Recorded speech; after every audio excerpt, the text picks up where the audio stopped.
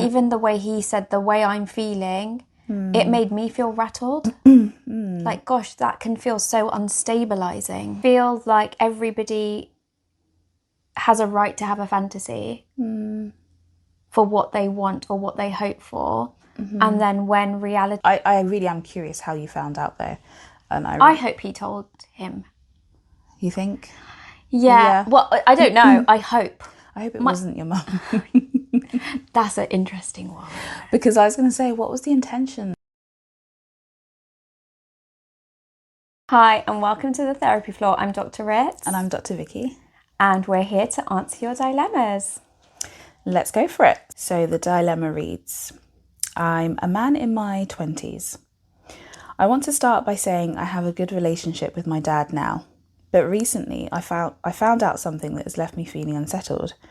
Apparently when I was around 7 to 10 years old, my dad was disappointed in the kind of child I was. I'm dyslexic, wasn't popular, didn't enjoy sports, and was more into reading and creativity. My dad, on the other hand, is big into rugby, cycling and tennis. Knowing this now, I can't help but question some things that I thought were settled. Does he actually love me? Has he learned to love me as I am, or does he still wish I was the sporty, typical son he imagined? Growing up, I was much closer to my mum than my dad. They eventually divorced when I was in my teens. My dad pushed for it because he no longer loved her. Oh dear. Now I wonder if my dad's disappointment back then shaped the distance between us when I was younger. I just feel rattled, like I'm questioning the foundation of our relationship. Ooh. Ooh. I think I want to start by saying, gosh, I'm sorry that you're feeling like this. Feeling, having questions about whether you are loved, whether you are accepted, whether you're a disappointment is really, really painful stuff that I think can really touch us deep down to the core, What was the word he used? Unsettled. Yeah. And it's rattling, isn't it? Yeah. Like even the way he said, the way I'm feeling, it made me feel rattled. Like, gosh, that can feel so unstabilizing. Well, yeah, particularly if you feel like your relationship is one way, but actually you're questioning, how did you feel about me when I was younger? Because a new piece of information has come in which has changed the narrative. It's like, I thought my dad thought this about me, and this is what I've based our relationship off. And now I have this almost 180 piece of news that he thinks this about me. And now, what does that mean? And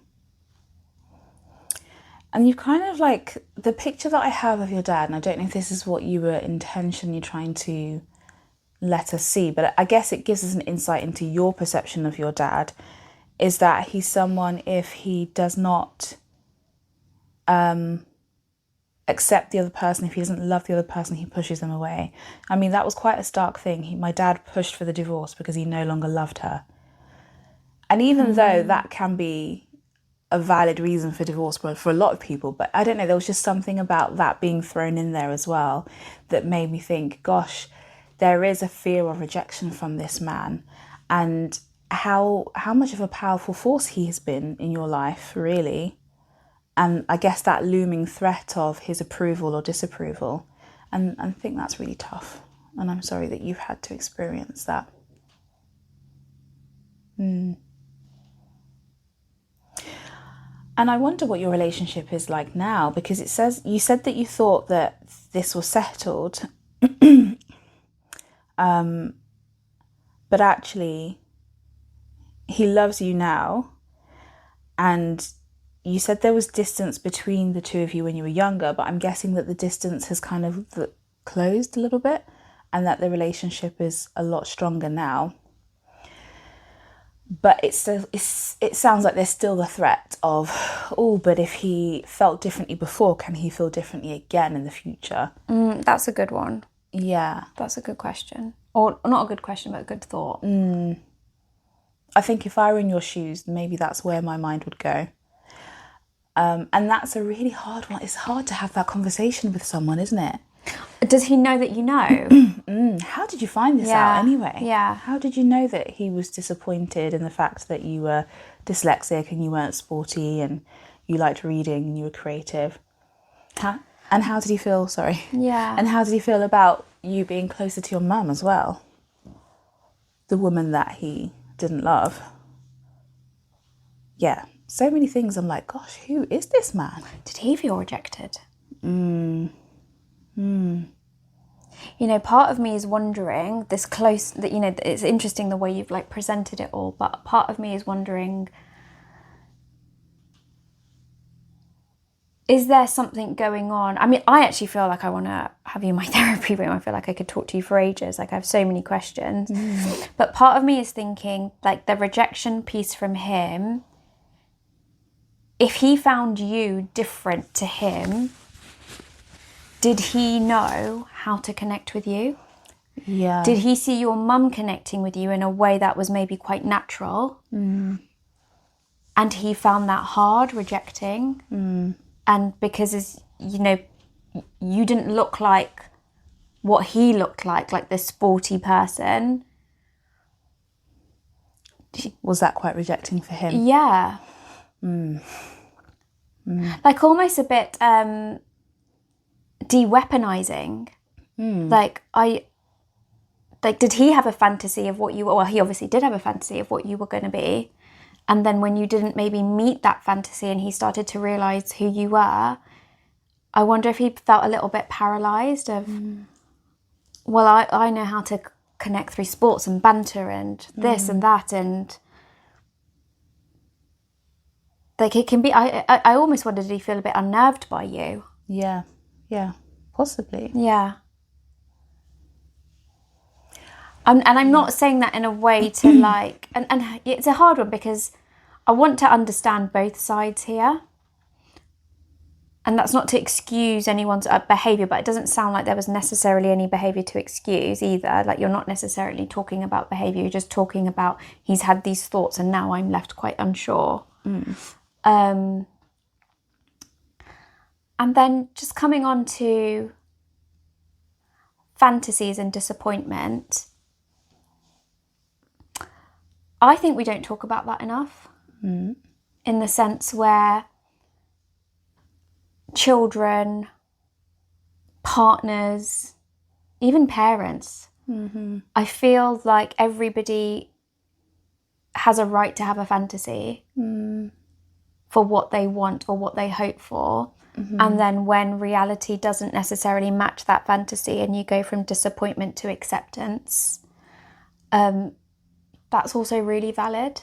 Doesn't mean that it's not hard for you to hear it.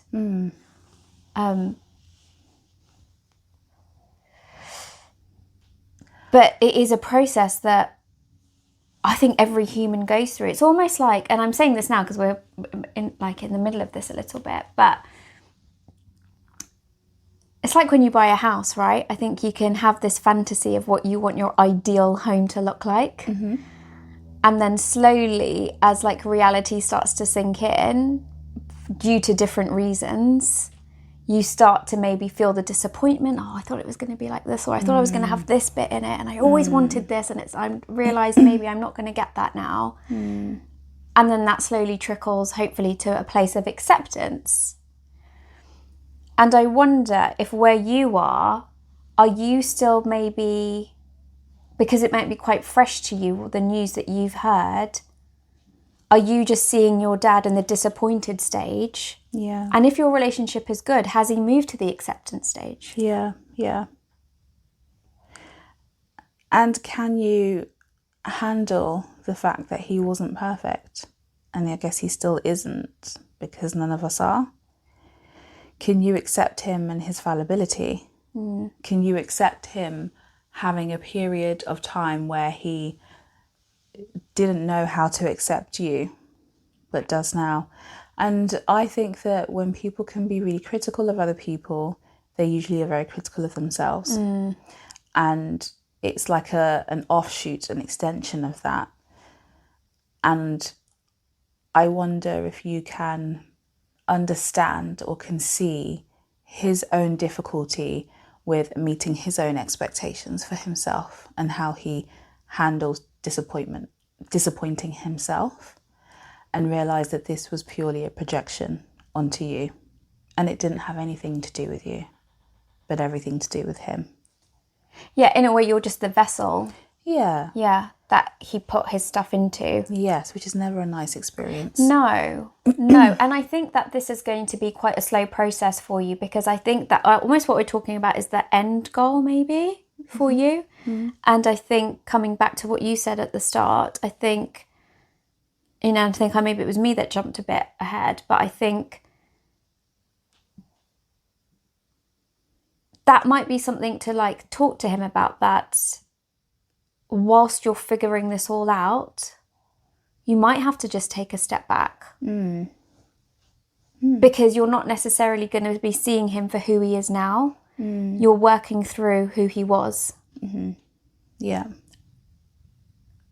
With adult eyes. Yeah. But with childhood feelings. Yeah.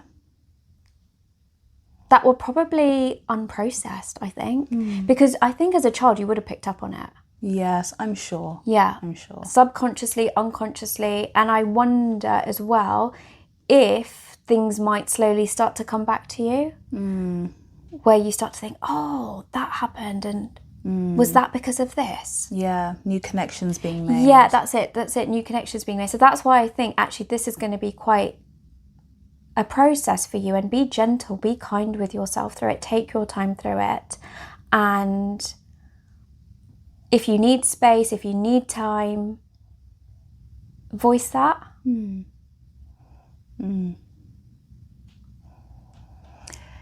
Yeah, this is like a difficult thing to do, isn't it? When you have learned of something prior,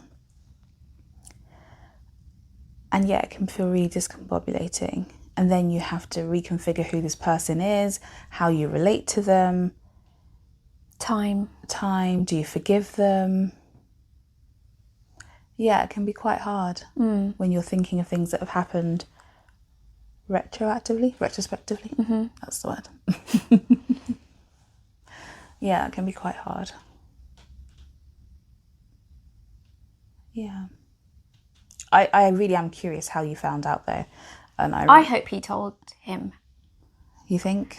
Yeah. Well, I don't know. I hope. I hope it wasn't your mum. That's an interesting one. Because I was going to say, what was the intention of her? If she did, I wonder what was the intention of her telling you that? Yeah, what's their relationship like now? What was the divorce like for you? Yeah. Did you pick a side? Did the side change? Yeah. What's your relationship with your mum like now? Yeah. Now that you are closer to the man that rejected her. Yeah.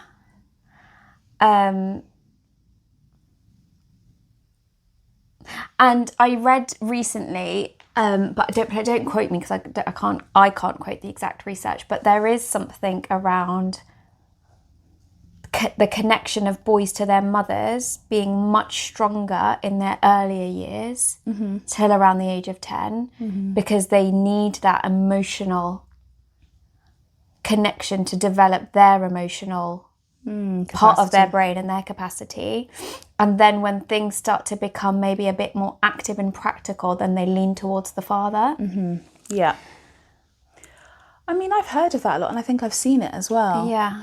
I've seen boys who are, really close to their mum for whatever reason. And then, when puberty hits, when they reach 13, when they reach the dreaded year 9 in UK school system, then they're starting to figure out, okay, but who am I in terms of like my gender? Like, what does it look like to be a man? Who's my role model? Who am I looking up to? Yeah, who can show me the way? Who can show me how I'm supposed to be feeling or dealing with things or behaving? Yeah. That's actually sparked a question in me, because you said about I wasn't sporty, or I'm not sporty, and I'm creative. I want to know, was that natural?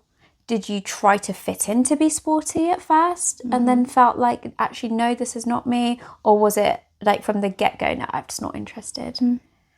Because I think that's going to also give you a bit more insight into yourself and how you might have developed in regards to your father.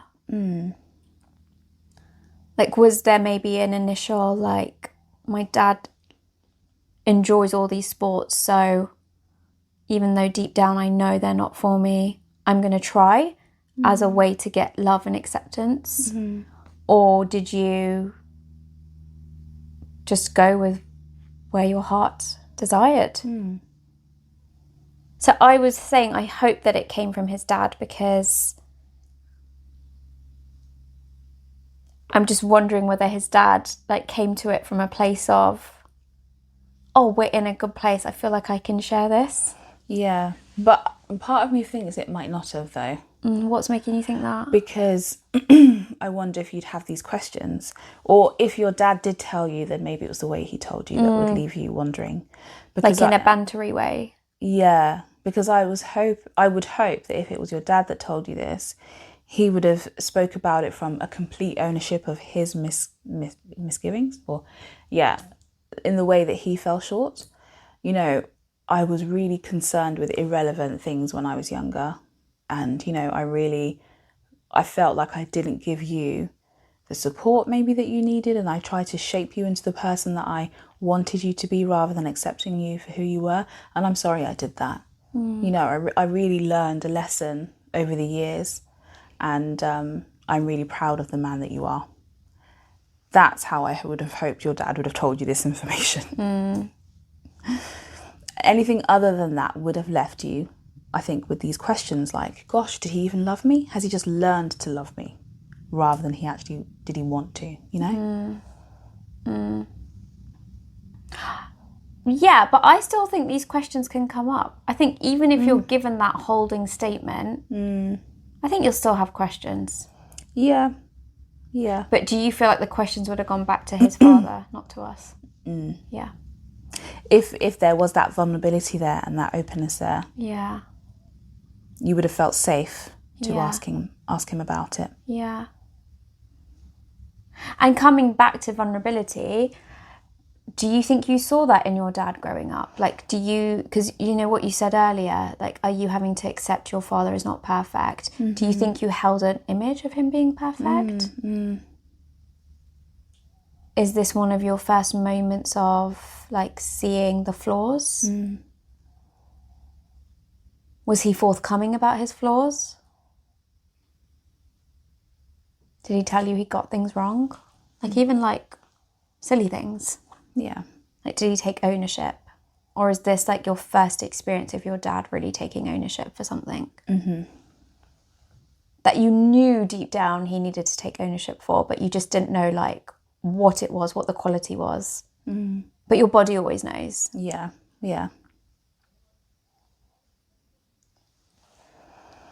So lots of questions back to you. But I hope you can you tell? I want you to tell us who told you. Yeah.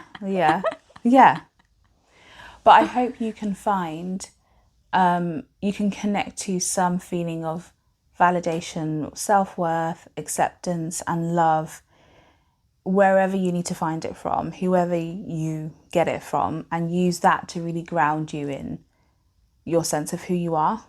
Because like you said, this can feel like it's destabilizing the foundation of your relationship. But it doesn't have to destabilize who you are. I think it can be easy to, but it doesn't have to.